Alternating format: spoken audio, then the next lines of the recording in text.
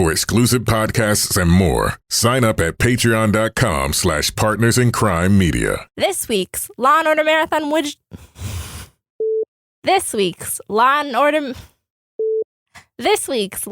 Marathon winner is Bridget Goudreau of Laguna Hills, California. Bridget will get a marathon decal showing she watched 26.2 hours of her favorite crime show. To be next week's winner, sign up at lawandorderpodcast.com. I'm Kevin Flynn with Rebecca Lavoie and Brady Carlson, and these are their stories. You think you know who did it, but you don't know who did it. Law and order, law and order, law and order. It's no ordinary police procedural, baby. It's the FNOG of police procedurals, baby. Law and order, law and order, law and order, law and order. These are their stories, these are their stories.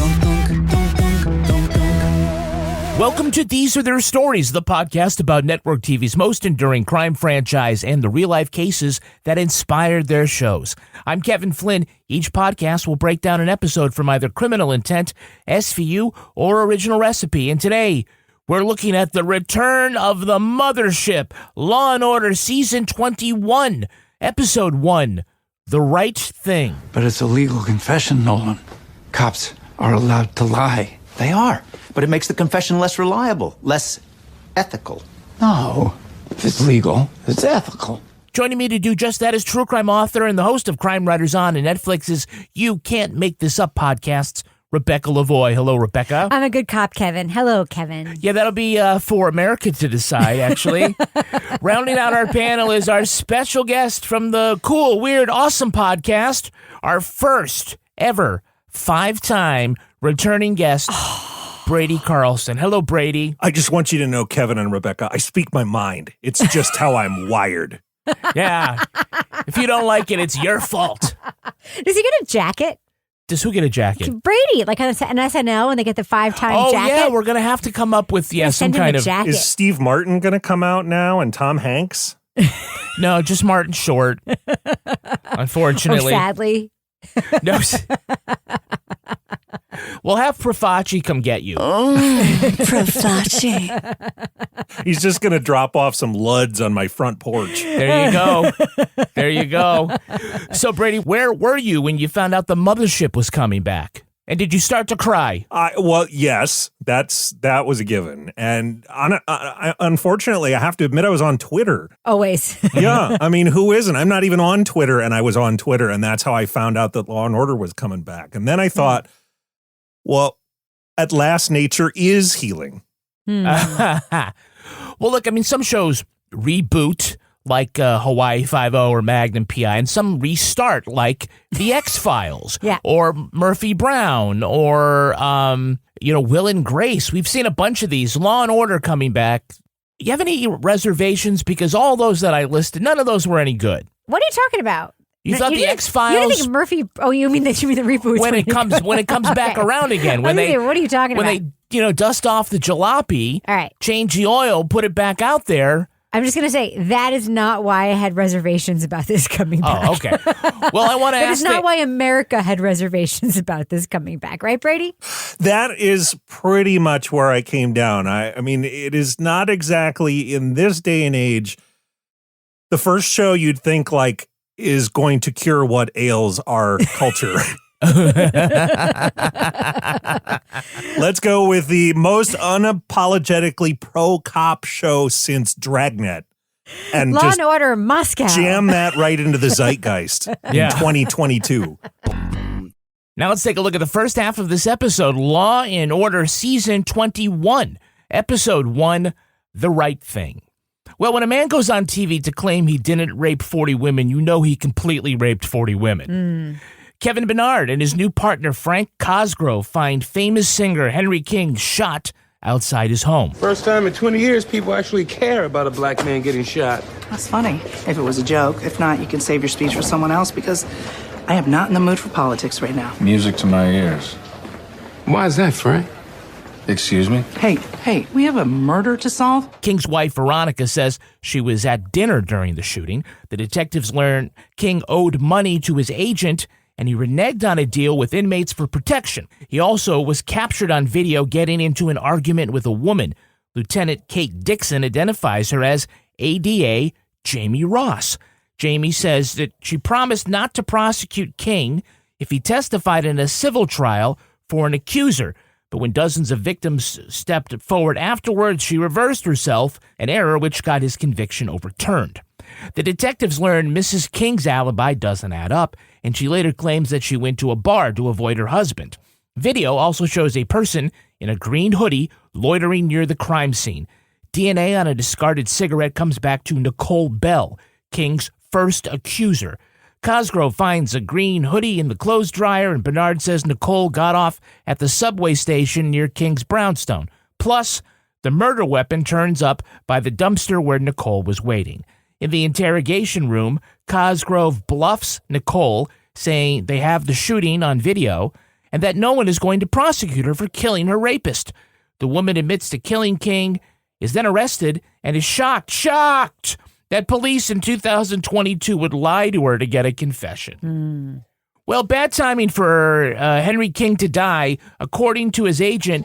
Then he fires me 3 days ago, just as we're about to close a $50 million deal with some podcast company. $50 million podcast deal. With Spotify. 100%. Yes. Who else would it have been He's with? just asking questions. He's just doing his own research. Who else has $50 million, to spend on a podcast deal? No one else. Yeah, that. I mean, people have that money, but they're not giving it out like Spotify is, Yeah. right? Yes. Well, I mean, he's not even a comedian like, we'll just say, Will Mosby. Would you really want $50 million for a singer? You could just say Bill Cosby. There isn't some sort of like AI situation scanning this for text, Kevin. No, I just don't want to give it away, Rebecca. I think it would be great to listen to. If you're a serial rapist like me, you need a bed that's firm but comfortable. Go to Casper Mattress and use code ROOFIE. Jesus Christ. Well, you knew this was going to go off the rails early on. And oh, yeah. It has. So I hope everybody's enjoying the ride. That's right. We'll see if we last longer than Henry King did. Oh. So, by the way, it does feel like Law & Order, except the opening credits have gotten tweaked a little bit. Have they? The music? Here's the thing, and Brady, I really want your take on this because you're a musical person and a visual person. It is 2022, right? So their modernized take on the original Law and Order is to take exactly the same grainy-ass visuals, not even Ken Burnsing. Oh, no, they did do that. A little. Yeah. And then just have one shot of just a little bit of buildings going by. Did this in any way look like 2022 graphics to you? I mean, I was just amazed by the old timiness of it. Like, did it feel fresh? It did not. And the thing that struck me when I was watching that opening sequence was there's still a still frame photo in there of a perp hiding their face behind a newspaper. Who has newspapers? It's a great photo, though. I have to say, it's classic. It's like the still photo on the SVU credits. It just says molesting. I just as someone who still works in media, I hope we never get to the point where newspaper publishers are like, a cell phone is never going to hide your face when you're under indictment the way that we do. I don't want that. I don't want us to fall to that level. So season premieres of Law and Order aren't usually flashy like other TV shows, but there is one thing you can count on, and it's that the cop does not like his new partner. No. Right? Logan didn't like Briscoe. Hey, Briscoe, don't forget it's a temp job. Briscoe didn't like Curtis. He's okay. What, for a kid? I got ties older than him. And some shoes, too, I think. Green had problems with Fontana. Do you remember what he said? No. Hey, man. Ed Green. It's about time they gave me a partner with a little smooth. That's right. Bernard and Cosgrove do not see eye to eye either. Look, Kev, I know we haven't been working together for very long. 2 months, which makes you the longest relationship I've had in the last 6 years. Yeah, well, if we're going to keep this thing going, you got to know something about me. I speak my mind. Now, much of the conflict revolves around the topical nature of modern policing. We see this after Cosgrove gets heated with a black man in a park and everyone's cell phone comes out. Maybe you should have treated him a little more polite, like a law-abiding citizen minding his own damn business. Truth is, it's these damn phones. They've ruined everything. Okay. That's one way of looking at it. The other? They hold us accountable. Kevin Bernard is not a new character. Nope. You know, he comes back. Do you feel like, you know, having Kevin sort of carry the banner for modern policing, does that feel like in line with his original character? It sort of feels like the Twin Peaks reboot, and that like it's mostly picking up where it left off, but like 25 years have gone by, or, you know, however many years it's been. And like, you know, there's been a lot of evil spreading throughout the world. It was pretty obvious that like the network and the producers of the show were like, we need to get the elephant out of the room addressed right away, like in the first couple minutes, so that the people who tune in to see what Law and Order's been up to all this time aren't like, how can they just do a regular Law and Order episode? They also needed to sort of establish Cosgrove's bona fides as an arrogant jackass kind of right out of the gate, too. And so this scene kind of hit both of those targets right out of the first couple minutes of the show. It did not do it very smoothly. This partner did not have a whole lot of smooth. Yeah. But I don't think that it was really about the storytelling. It was really about like getting TV critics to like say, oh, this is a fresh Law and Order. They're taking on tough issues again. Yeah. Well, for decades on TV, we've had the hot-headed cop. He pushes the line because it's the system that doesn't work. But now it has nothing to do with that. We hear Cosgrove and Dixon have an exchange, and he's angry because it's all about them. Don't do this. Not to me. I'm sick of it, Lou. All they ever do is question the way we do our jobs, our tactics, our integrity. It's like their goal is to pull our pants down at every turn. I get it, Frank. He's just like, I speak my mind. And the thing that was weird to me, and I was trying to figure it out, is in that interaction in the park, he says about the cameras, like, I agree with you, right? Mm-hmm. Like, what are we supposed to think? Are we supposed to think that he's like on the spectrum a little bit and he's just like in the moment, like he just says things out loud that a person, she's very, very literal? Yeah, well, I mean, like that's kind of what I feel like is going on here, but like they just... All right, well, we are going to learn later in the season that Bernard investigated Cosgrove years ago when he worked in IAB. Oh. Now, remember, he's a fictional detective in a fictional world. Who doesn't play by the fictional rules. Doesn't play by the fictional rules. He's going to be written in the way that's best for the show. And so I predict that there'll be some kind of redemption with this character. It may be a long game narratively, but, you know, they want you to like the character eventually, right? NBC does not want the lead character of its flagship franchise to be like an actual racist. Okay. Something like that. You know, it's kind of like with Chris Noth, they wanted you to wait years later to find out that he sucks. All right, let's take a look at our cast. Okay. So returning as Kevin Bernard is 11-time Emmy nominee Anthony Anderson. With way better hair. Since your husband was released from prison, have there been any problems? Have you noticed anything unusual? He's arguably the one regular who became a bigger star once he left and then returned. Yep. I mean, one guy was big with a capital B. This guy was, I think, bigger. Mm-hmm. Does it look like he's kind of doing the same character, or do you think he's changed? He's doing the same character, but he's doing the same character who is now, 12 years further into the job? So he's still got the same demeanor. You know, his interaction with witnesses, with suspects, with everybody is still the same. Like, he is spot on with that. But he's the senior detective now, you know, he's the top guy, you know, he's the Lenny Briscoe of this team. So he's the one who's setting the mood. Like, he's the one sort of moving the investigation forward. He's trying to keep everybody focused on the job at hand. And he's got his hothead partner that he's got to keep in line while also trying to fight the good fight for the people. Yeah, he also now gets to have the wisecrack over the dead body at the beginning of the show. Every victim deserves respect, even the ones that raped 40 women. It's very hard to see him, like, also not sort of fighting with comedic actor Anthony Anderson. I don't know. He sort of has like a comedic actor polish to him that, like, I don't know. I see it. He said he wanted the challenge of going back to dramatic TV after doing comedy. This was familiar to him. Obviously, he wasn't going to go if his character wasn't going to be written in a way that is true to his values that he's put out there already. Yeah. So I think that's really great. Anderson graduated from Hollywood High. He planned on graduating this year from Howard University along with his son. Really? Yeah, but he's on 2 television shows, 3 if you count To Tell the Truth, that game show with his mom, 2 different networks. I don't know how you're going to cram finals in. And didn't he do a bunch of, he did a bunch of commercials. Yeah. Like, he's just keeps it moving. He's unbelievable. Yeah. Last month, we talked about Jeffrey Donovan.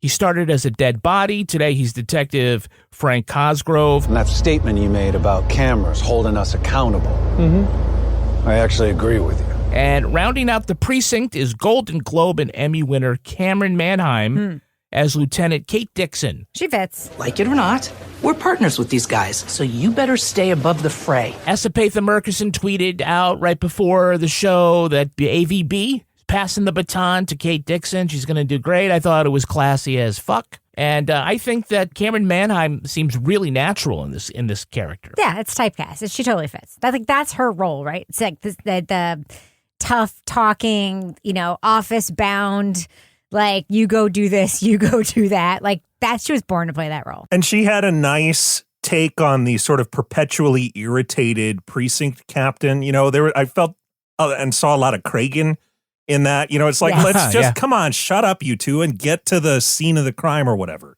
Yeah, you jamokes. Yeah. So what are you telling me? You two have bupkis? You came back here with bupkis?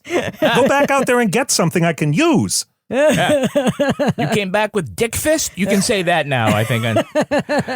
So she had 3 guest appearances on Law & Order before this, old school.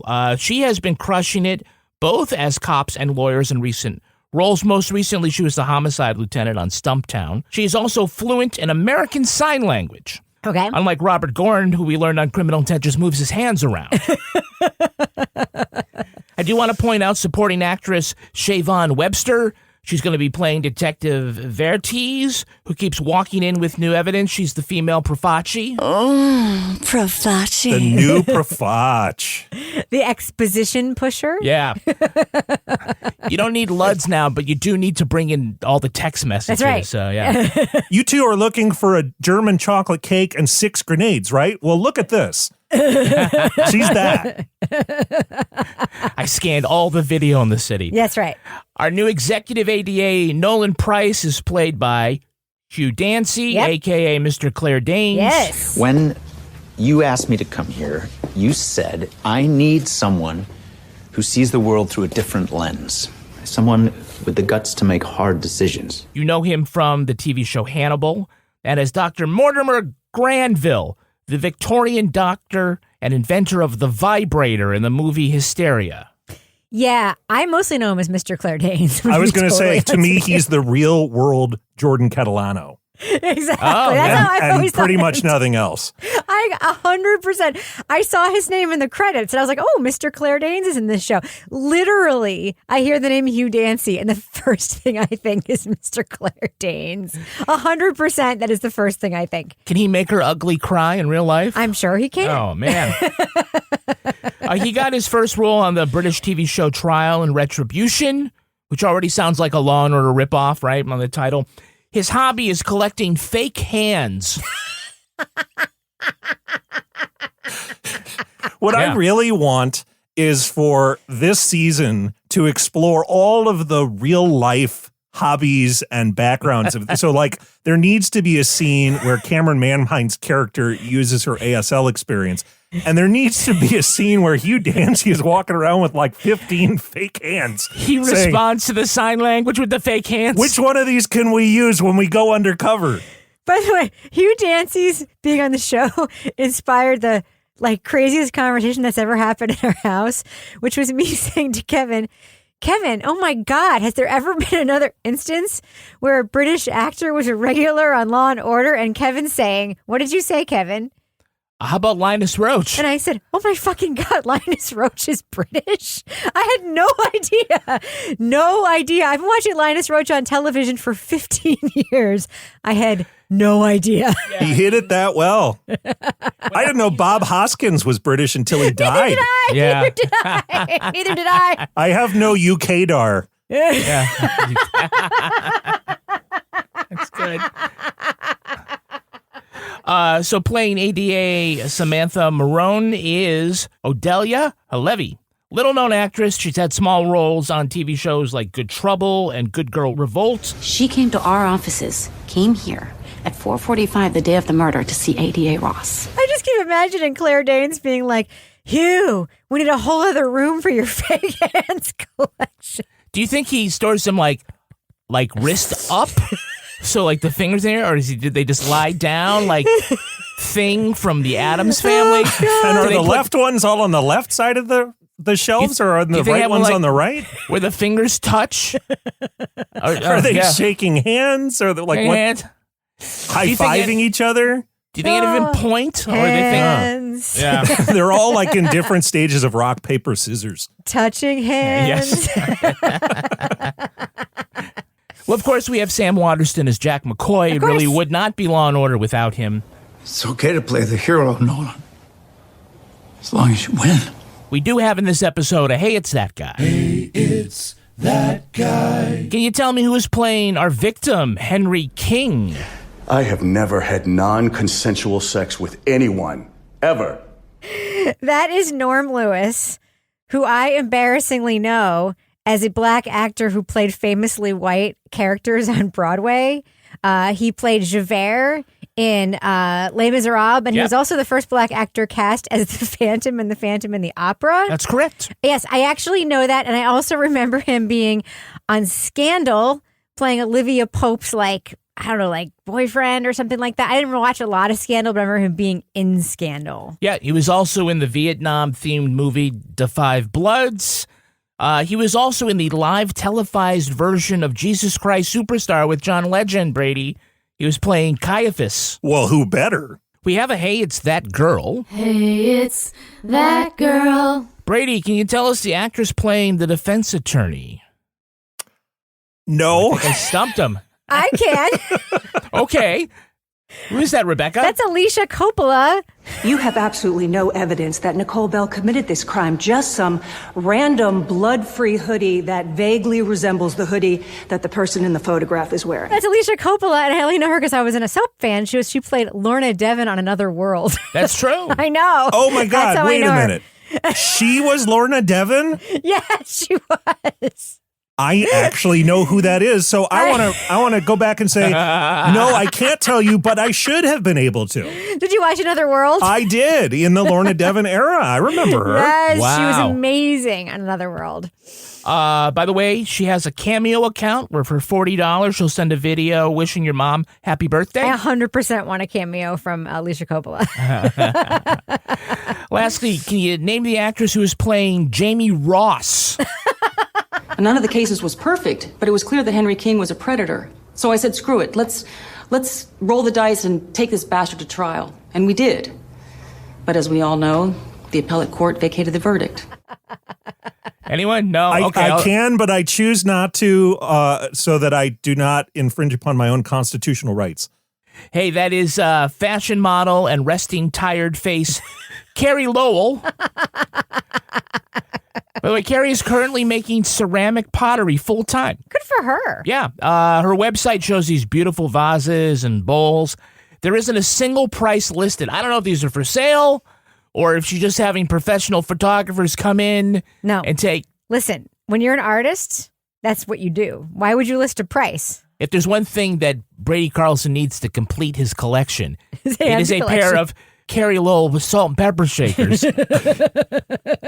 I have my autographed Jerry Orbach photo on a special shelf on a bookcase in my living room. And yes, there is an open shelf right next to it. So, Carrie, let's talk. So she played Bond girl Pam Bouvier in License to Kill. It was with Timothy Dalton, so sorry. That's one of the better ones. She is the ex-wife of actors Griffin Dunne and Richard Gere. Remember, their divorce took over 3 years. Just like Jamie's divorce on the show. Yeah. Oh, my God. That, yeah. I didn't think the show would ever get canceled because I just figured the divorce would be, indefinite. It would just keep going. Yeah. Like her divorce from Richard Gere. By the way, it went that long because she wanted custody of the hamster. Okay, so as we said, surprise cameo by Jamie Ross. Now back is... It wasn't a surprise. It was literally in the credits. I know. So remember that Jamie started as a defense attorney. She left to become an ADA. She left that to go back to defense, left that to become a judge on trial by jury, and now is back as an ADA. I guess she just can't hold down a job. She's one of those people who, like, her LinkedIn profile, like, will crash your web browser because it just keeps going and the page can't load. Yep. Well, you remember that she had been married to Neil, got married to David, and now she's out on a date with the guy from the box of Just for Men. Okay, yeah. So I guess you can't keep a guy either. That's mean. So like Walt Frazier and Keith Hernandez were standing behind that table doing the commentary on their date. I don't think keeping a guy is her highest priority, in my opinion. Staying out of jail, apparently, is. All right, so back to the investigation. There's one big clue on video. Someone who may or may not have been connected to the case dropped a cigarette on a Manhattan street corner 2 days ago. Oh, I'm feeling lucky. I'm not, but that's just me. And as we all know, a cigarette on a Manhattan street corner will stay there like it's been preserved in amber for 65 million years. Yeah, I mean, reminder that smoking outside is the only place you can smoke. True. And that's where everybody leaves their cigarette butts. Absolutely. The one cigarette butt in all of New York City. Now, remember, that same person who left that one cigarette butt, who left there preserved, also has only one stocking outfit that she wears every single time, even though she lives in an enormous home and apparently has lots of clothing. Well, that's the hoodie that she keeps her smokes in. Yeah, apparently. The yoga teacher. Yoga teacher. So they go to execute a search warrant at Nicole Bell's home. We're investigating a homicide. A homicide? What are you talking about? Is your wife home? No, she just left for work. Okay, hey guys, take upstairs. Wait, is this about Henry King? And the husband has the temerity to ask, what's this all about? Your wife has a Wikipedia page dedicated to this. Anybody else wonder what that giant gold thing hanging on the wall in the living room was, or was that just me? $5 says Carrie Lowell made it. And the only thing I think that would have made it sort of a classic Law and Order, like spouse of the suspect, is if he had been like, I have to go pick up my kid from the soccer game in 10 minutes. It's like, I'm doing a load of laundry. I'm just trying to get this laundry done before I have to go do my taxes, pick up my kid, and also do volunteer work with old people. There is one thing that has not changed on Law and Order, and it's that you can lie like hell during an interrogation. Sure you can. We know that. That's illegal. Tell us what really happened. Tell us your side of the story so we can help you. Then what? You go home. Nicole, you move on with your life. I give you my word. Now, Nicole is fully aware that her rapist was released because the authorities tricked him into making an incriminating statement. Yes. So how does she not know this is exactly what's happening to her? I don't know. I'm just thinking it's because she is one of these people that you can see has a hard time not crying every time she talks. Am I wrong? I think it's because they needed to arrest her to get to the second half of the show. I agree. Most definitely. All right, now let's take a look at the second half of this episode. ADA Samantha Maroon tells prosecutor Nolan Price that Cosgrove used legal but deceptive tactics to elicit Nicole's confession. Price goes to DA Jack McCoy and says, he doesn't feel right using the confession at trial. The Big Bad Police Department is our partner. And in case you haven't been paying attention, they're under attack. Every decision, every arrest is scrutinized. There are people trying to defund them, for God's sake. And here you are, asking me to castrate them? That is not my intent. I just want to do what is best for this case. On cross-examination, the defense counters Detective Cosgrove's assumptions about the hoodie and the gun, causing him to blurt out Nicole confessed to him, nearly causing a mistrial. That's when Nicole changes tactics and claims self-defense, with King's wife, Veronica, as the eyewitness. Price accuses Veronica of perjury because she feels guilty about protecting her rapist husband all those years. But Nicole's testimony about being raped and drugged moves the jury to tears. Sam tells Nolan that Nicole left one detail out about the day of the murder.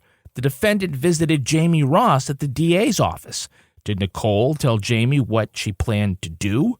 Price puts Ross on the stand where she pleads the fifth, then gets the disappointed look from McCoy. Price and Maroon realize that they're losing the case, and Jack pops in his head to say, well, too bad you didn't have something like, I don't know, a confession? Price says the jury resents his powerful Caucasian penis and asks Sam with her non-threatening mammary glands and estrogen-soaked perfume to give the closing argument. Drawing upon her own tragic backstory, she maintains it's fine to feel sympathy for what Nicole went through, but in the end, she's still a murderer. The jury agrees and convicts her on second degree. Later, Maroon confesses to feeling badly about the conviction. Price advises to just try the case and let the jury decide. If they get it wrong, it's their own goddamn fault. Yeah. So Nolan Price, we will learn, was like Ross, a former defense attorney who joined the DA's office. And he says, I'm not feeling like I want to use that confession. Bull fucking shit. Brady, are you a little surprised that hang 'em high, Jack McCoy said? Okay, don't use your strongest bit of evidence. I don't want you to feel bad. I was really expecting McCoy to be like, you've got a confession. Why are we even going to trial? You know, like that's the line that Adam Schiff would have used in the old days and that McCoy himself would have used. It was a really odd moment, but coming back to what you were saying before about like, we just need to sort of get to the next plot point. There was a lot of getting to the next plot points in here, you know, from the argument about cameras on the beat for cops that then all of a sudden they actually agree about, to this where McCoy, who would always use a confession, suddenly is like, do whatever you want. You know, either like they're playing Jack McCoy now as like, you know, I don't even care anymore. You damn kids, do whatever the hell you want kind of character. He's gone full Schiff. He's like, just let me eat my damn sandwich. God damn it. Well, you see that Maroon, though, she liked the Cosgrove confession. She's like, you did a damn good job lying to that suspect. You did a damn good job. Yeah, they catch him, we cook him. Come on. This whole thing is like, it's like the parallel to the scene at the beginning with Anthony Anderson scolding Cosgrove, right? We have now the attorney. They try to address a lot in the. It's like there's two parallel scenes. There's a cop bad behavior scene and the you know, the lawyer bad behavior scene, and like the two trying to do things right scenes that then are completely counterbalanced by a bunch of shit going wrong scenes. Like that's just how this episode, it's the nod to, hey, you criminal justice warriors out there, you're just so you know, we see you. Now we're going to railroad some people. And all you blue line flag loving people that made this show possible. Just so you know, we're still here for you. Yeah, McCoy even dropped a little bit of like. They're trying to defund us, for fuck's sake. Hey, we have to support them. We're two separate but equally important groups. Exactly. We both represent the people. Yes. Yeah. By the way, I don't know how Price becomes executive assistant district attorney by looking at Bernard and looking at Cosgrove and picking Cosgrove to go on the stand. Detective, please refrain from drawing conclusions. I apologize, Your Honor. I'm not drawing conclusions. Because the defendant actually told me she tossed the murder weapon into that dumpster when she confessed that she shot Henry King. Sustained. Counsel, my chambers now. How did he pick Cosgrove? They were both there. I guess it's because he's the one that found the hoodie. Bernard, you put him on the stand. He was in the room when she fessed up. He didn't ask her anything terrible. He didn't lead her in the wrong direction. He's not a hothead. He's not a hothead from Dunkin' Donuts. No. That is a very good question. Yeah, I tell you, the one thing that Price doesn't have that Stone and McCoy and Cutter all had was that voice of righteous indignation? No, he didn't have it. What Henry did to those women, it's unthinkable. So you agree? You're testifying because you feel guilty. You're trying to help Nicole get away with murder so you can feel better about yourself. I am here to tell the truth. You mean rewrite the truth? He's just a little too... emo. Yeah. Yeah. I mean, McCoy would have said, "You feel bad about what you did," and then wiggle his head like he's so mad. Yeah. This is a guy who refuses to put in a confession during a murder trial because it would not be the right thing to do.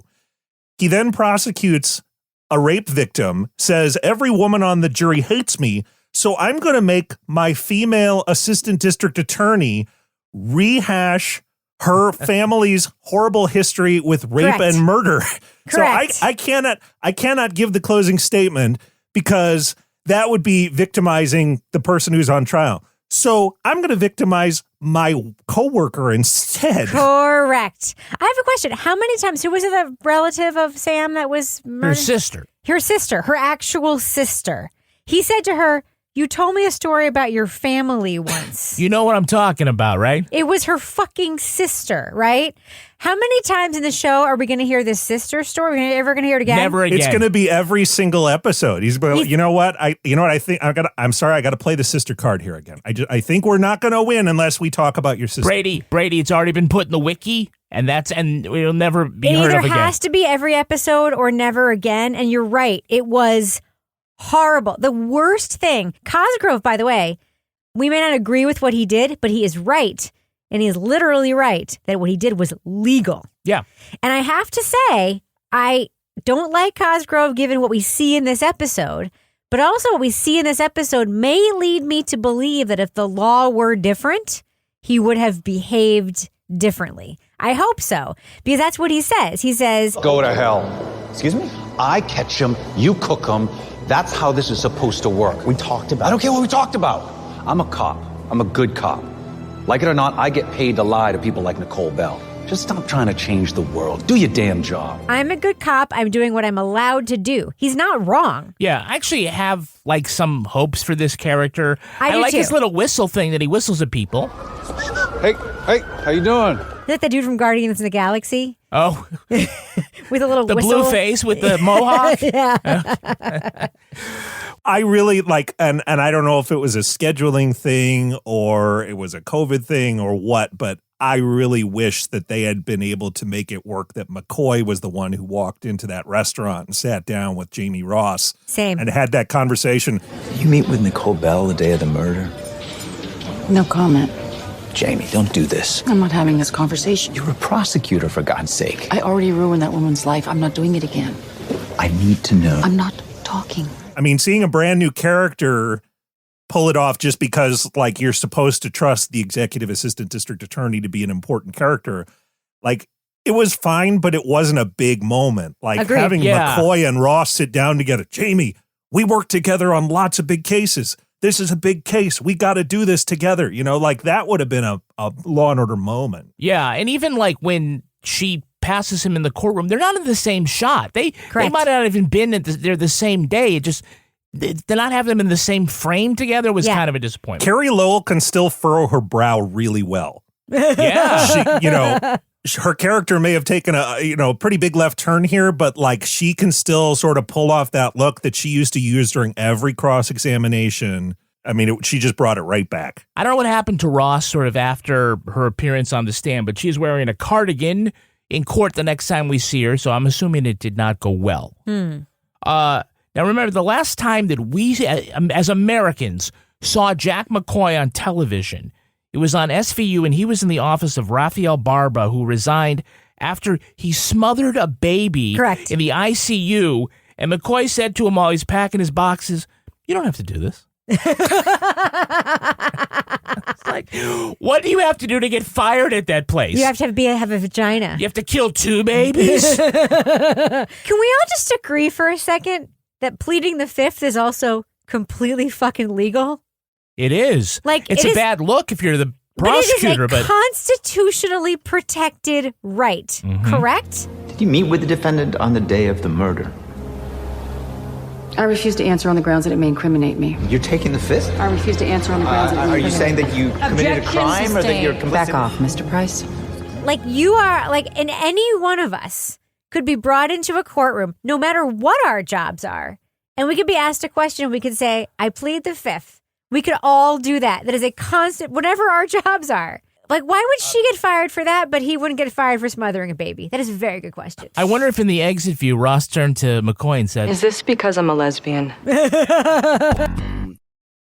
all right, let's take a look at the real-life story that inspired this episode. It's time for Rip from the Headlines. You think you know who did it. You think you know who did it. But you don't know who did it. You don't know who did it. Rip from the headlines. This episode is inspired by the criminal case against actor and comedian Bill Cosby. Since the mid-1960s, the entertainer projected a wholesome image as an educator, a father, and a sitcom star. But in his personal life, Cosby had been drugging unsuspecting women and raping them for decades. During the 2000s, allegations of past assault surfaced, but most of them were beyond the statute of limitations. Realizing his office couldn't criminally charge him, a Pennsylvania DA made a deal with the comedian in 2005. If Cosby would testify in a civil suit filed by Andrea Constant, they wouldn't use any of his statements to incriminate him. Cosby admitted to drugging women with Quaaludes and assaulting them, and the suit was quietly settled. 10 years later, Cosby's civil trial testimony leaked. Now a new district attorney filed charges based on Cosby's 2005 statements. In 2018, he was convicted of raping Constant and received a 3 to 10 year sentence. His lawyers appealed, and in June 2021, the state Supreme Court agreed. They ruled the new DA was bound by his predecessor's promise of immunity, and he had invited Cosby to violate his Fifth Amendment rights during the civil suit. His conviction was overturned, and later that day, Bill Cosby was released from prison. Okay, guys, this case actually is not yet over. Isn't it? On Friday, the Supreme Court will decide whether or not to take the state's appeal and reinstate the conviction. Oh, the Supreme Court? 6-3 conservative majority. Where do you think they come down, on the side of law enforcement or on the side of civil rights? Brady, looking at read the tea leaves. Where do you think they'll go? I don't know that they're going to offer him a $50 million podcast, but beyond that, who knows? Yeah. What's interesting is that the law enforcement versus civil rights side here, like, isn't exactly what, like, it's not how we would do it, right? And this is what's hard, is that, like, this Supreme Court is more like a good or evil Supreme Court than like a traditional, like a law and order Supreme Court, right? I don't know what that, I mean, they're probably just going to go with Bill Cosby. That's what we don't want them to do, right? Yeah, I think there's a small number of cases they actually take up. I'm not certain they would take I don't know if I can take this one up. Yeah. Showtime's We Need to Talk About Cosby just came out. We covered it this week on Crime Writers On. That's great. Brady, can one separate the art from the artist? And can you separate the benevolent achievements of a malevolent person? No. And I'm speaking as much as I am about someone in entertainment as I am about, I've done a lot of reading into history, and the longer that I spend looking back at, like, the presidents, like, the more sort of everything they've done, good, bad, and otherwise, is all really tied in together. The problem is as much the evil that people do as it is the way that we want to make people into important, giant, larger-than-life figures. People wanted to believe that Bill Cosby was all that because they liked his TV shows. They thought his jokes were funny. They liked the image that he put out there. The reference that the character of the wife makes about, like, protecting the brand is kind of an apt thing to say, because this cultural image that this person had turned out to be a huge bunch of BS. And that is, I think, really a lesson in sort of how we maybe should not place so much faith in an individual to be anything more than a human who can be capable of greatness and absolutely bonkers evil. Sometimes in the same person, sometimes in the same life, sometimes in the same career. There's another civil suit filed against Cosby. I'm sure there's actually more than one, but Judith Huth claims that he forced her to perform a sex act at the Playboy Mansion in 1974 when she was 15. Ugh. This month, a judge in Los Angeles said that Cosby may plead the fifth when questioned in that suit. The reason? He has a reasonable fear of prosecution if he incriminates himself again. So there's a whole other cycle going on here. Great. Which is you try to get some civil relief and he can't take part because he will incriminate himself. Why in that one? Why is that true in that one but not in other civil cases? Oh, well, going forward, yeah, that's the precedent. That's bananas. I mean, might he have been doing this all along, like in other civil suits? I don't know. But this makes me crazy. Makes me crazy. This makes me just. There's no simple answer. I know this makes it. No, there is a simple answer to this. It makes me just as crazy as when, you know how in the appeals process, when somebody is on death row and new evidence comes out where they definitely didn't fucking do it. And the appeals court's like, oh yeah, we know you definitely didn't fucking do it, but that's not, you can't introduce that because that's not part of the process. The only kind of thing you can introduce right now is a procedural thing because that wasn't available for you at trial 25 years ago and you should have introduced that then and therefore, sorry, you still gotta, it's just like that. It makes me crazy. I just can't. I can't even. Can I tell you about the DA that made that original deal? Sure. That was Bruce Castor. He was the defense attorney for Donald Trump's second impeachment. You may recall he gave a 48-minute rambling opening statement saying that impeachment was unnecessary because voters were, quote, smart enough to pick a new administration. If they don't like the old one, they just did. Remember, he's Trump's lawyer. Mr. Trump was not pleased. Republican senators called it unfocused. Alan Dershowitz said, I have no idea what he is doing. It's as if Rudy Giuliani had said, hey, I'm the worst lawyer in America. And Castor said, hey, hold my beer. That is going to do it for us. We want to thank our guest, Brady Carlson. Brady, where can our listeners follow you online? BradyCarlson.com. Excellent. Rebecca Lavoie, how can our listeners follow you? At Reb Lavoie on Twitter and Instagram. And you can track me on Twitter at Kevin P. Flynn. You can tweet to us at Law & Order Pod or follow us on Instagram at These Are Their Stories Podcast. Our newsreader was Cy Frater. Our theme music was composed and performed by Uncanny Valleys. Line editing by Henry Lavoie. Content assistance from Travis Roy. Lily Flynn handles promotions. To get ad-free episodes of These Are Their Stories a week early, sign up for Stitcher Premium. All clips in this podcast were used in compliance with the U.S. Copyrights Act fair use exemption for criticism and commentary. Go to lawandorderpodcast.com and sign up for our newsletter for a chance to be our next Law & Order Marathon winner. $50 million deal for a podcast. I still can't believe it. God. These Are Their Stories. I'll take it. Was recorded in the Yoga Loft above the Bodega in Bay St. Louis, Mississippi studio and is a production of Partners in Crime Media.